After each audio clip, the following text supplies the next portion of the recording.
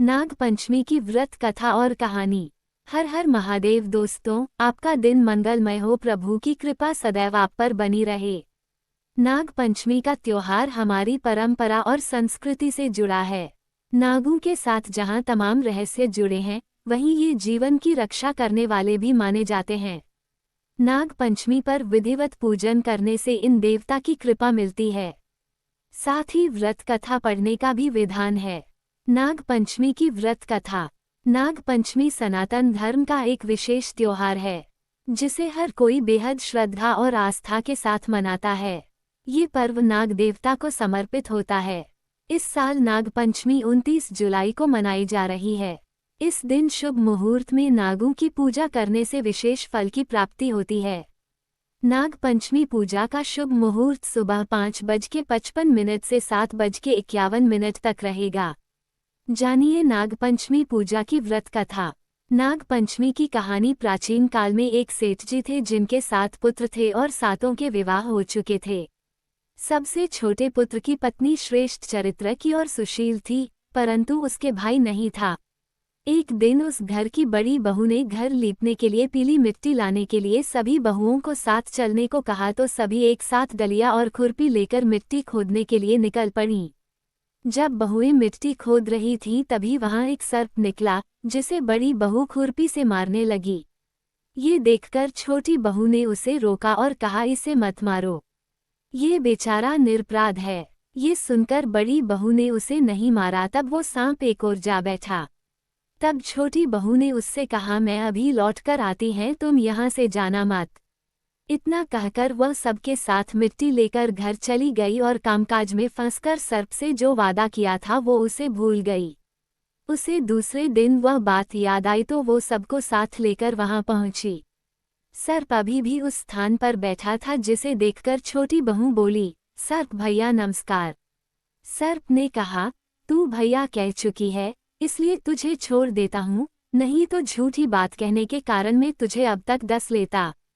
वह बोली, भैया मुझसे भूल हो गई, उसकी क्षमा मांगती हूँ। तब सर्प बोला, अच्छा, तू आज से मेरी बहन है और मैं तेरा भाई, तुझे मुझसे जो मांगना हो मांग ले। वह बोली, मेरा कोई भैया नहीं है, अच्छा हुआ तुम मेरे भाई बन गए।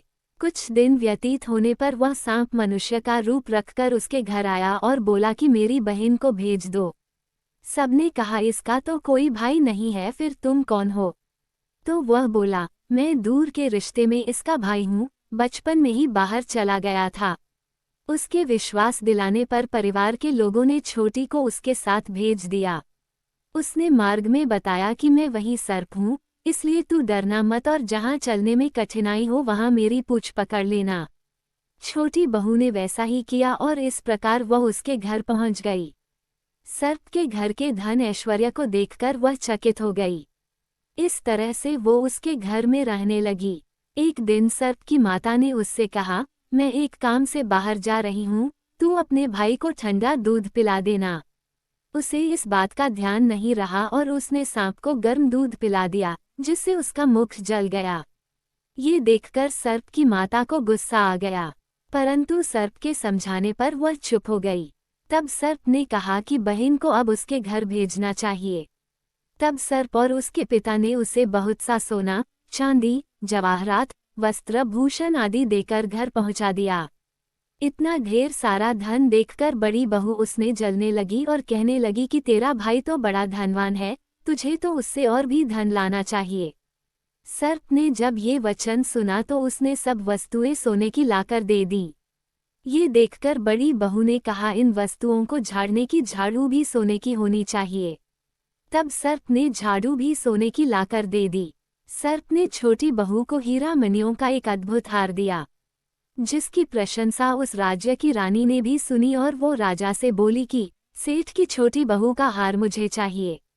राजा ने मंत्री को हुक्म दिया कि उससे वह हार तुरंत ही ले आओ। मंत्री ने सेठ जी से जाकर कहा कि महारानी जी छोटी बहू का हार पहनेंगी, वो हमें दे दो। सेठ जी ने डर के कारण छोटी बहू से हार लेकर उन्हें दे दिया। छोटी बहू को ये बात बहुत बुरी लगी। उसने अपने सांप भाई को याद किया और उससे प्रार्थना की, भैया, रानी ने हार छीन लिया है, तुम कुछ ऐसा करो कि जैसे ही रानी वो हार पहने वह सर्प बन जाए और जब वो मुझे लौटा दे तब वो हार हीरों और मणियों का हो जाए। सर्प ने ठीक वैसा ही किया। जैसे ही रानी ने हार पहना वैसे ही वह सर्प में बदल गया। ये देखकर रानी चीख पड़ी और डर गई। ये देखकर राजा ने सेठ के पास खबर भेजी कि छोटी बहू को तुरंत भेजो। सेठ जी स्वयं छोटी बहू को लेकर राजा के दरबार में उपस्थित हुए। राजा ने छोटी बहू से पूछा, तूने क्या जादू किया है, मैं तुझे दंड दूंगा। छोटी बहू बोली, राजन धृष्टता क्षमा कीजिए, ये हार ही ऐसा है कि मेरे गले में हीरों और मणियों का रहता है और अगर इसे कोई और पहनता है तो ये उसके गले में सर्प बन जाता है। ये सुनकर राजा ने वह सर्प बना हार उसे देकर कहा, अभी पहन कर दिखाओ। छोटी बहू ने जैसे ही उसे पहना वैसे ही हीरों मणियों का हो गया। ये देखकर राजा ने प्रसन्न होकर उसे बहुत सी मुद्राएं भी पुरस्कार दिया। छोटी वह अपने हार और इन सहित घर लौट आई। उसके धन को देखकर बड़ी बहू ने ईर्ष्या के कारण उसके पति को सिखाया कि छोटी बहू के पास कहीं से धन आया है। ये सुनकर उसके पति ने अपनी पत्नी को बुलाया और कहा कि ठीक ठीक बता, ये धन कहाँ से आया है। तब वो स्त्री फिर से अपने सर्प भाई को याद करने लगी। तब उसी समय सर्प ने प्रकट होकर कहा, यदि मेरी धर्म बहन के आचरण पर किसी ने संदेह प्रकट किया तो मैं उसे खा लूंगा। ये सुनकर छोटी बहू का पति बहुत प्रसन्न हुआ और उसने सर्प देवता का सत्कार किया। कहते हैं उसी दिन से नागपंचमी का त्योहार मनाया जाता है और स्त्रियां सांप को भाई मानकर उसकी पूजा करने लगीं। नागपंचमी की संपूर्ण व्रत कथा भविष्य पुराण से, इसके पाठ बिना अधूरी मानी जाएगी आपकी पूजा।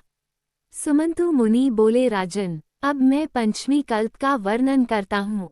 पंचमी तिथि नागों को अत्यंत प्रिय है और उन्हें आनंद देने वाली है।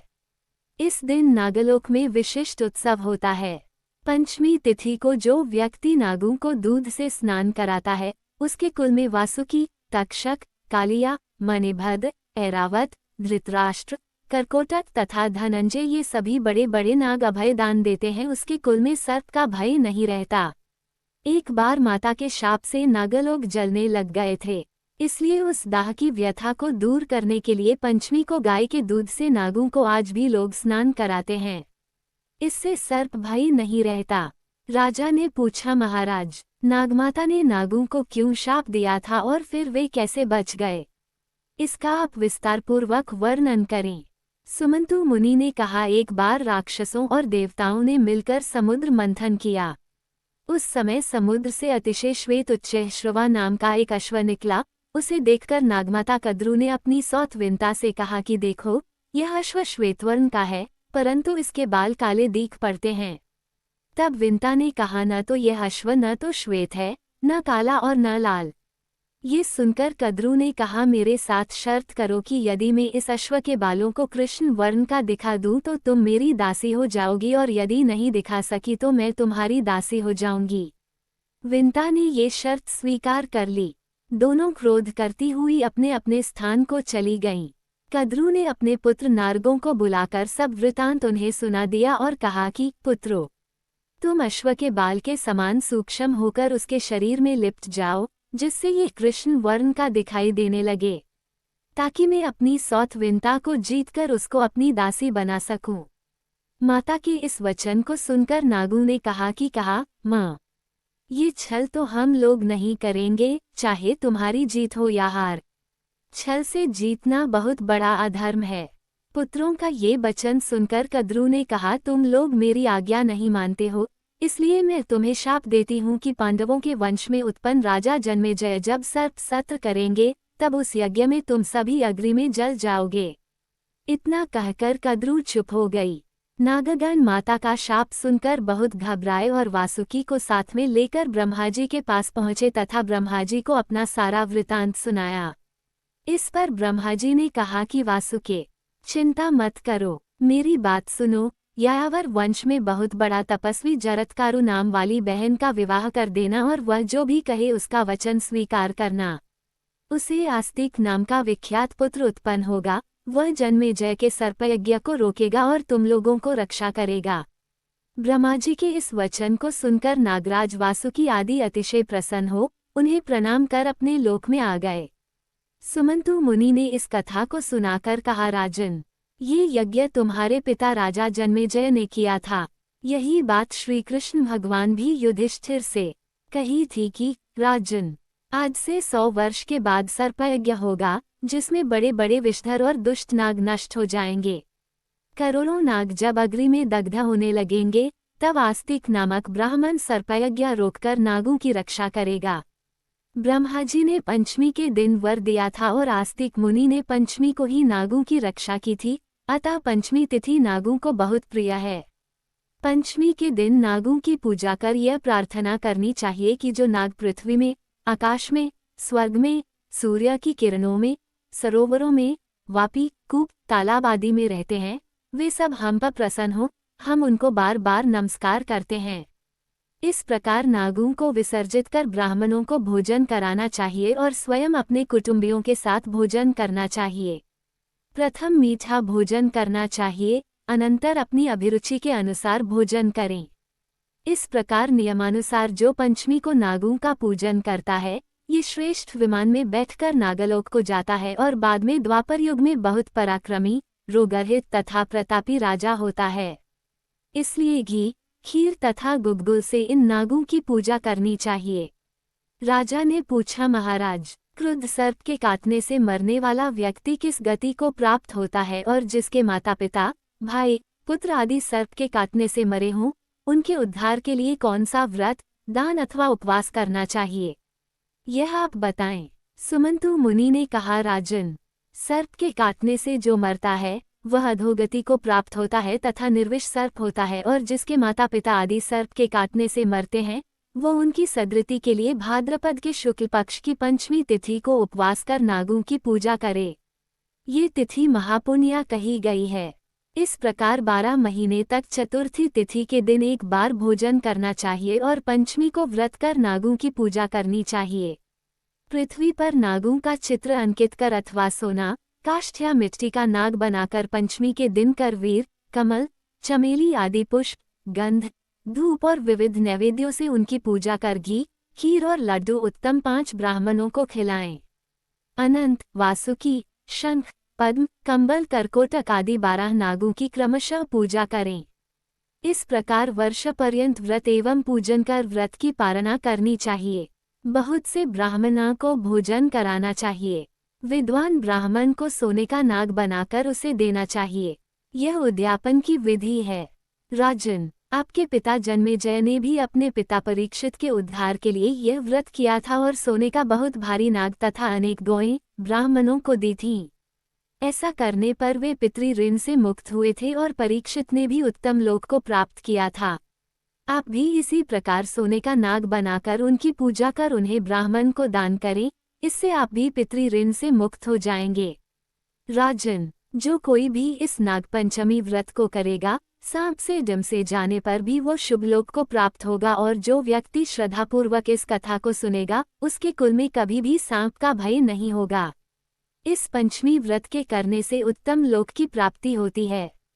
दोस्तों, ये थी आज की कथा। आपको कथा अच्छी लगी हो तो वीडियो को लाइक करें, चैनल को सब्सक्राइब करें, कमेंट में हर हर महादेव जरूर लिखें। महादेव आपकी हर मनोकामना पूर्ण करें।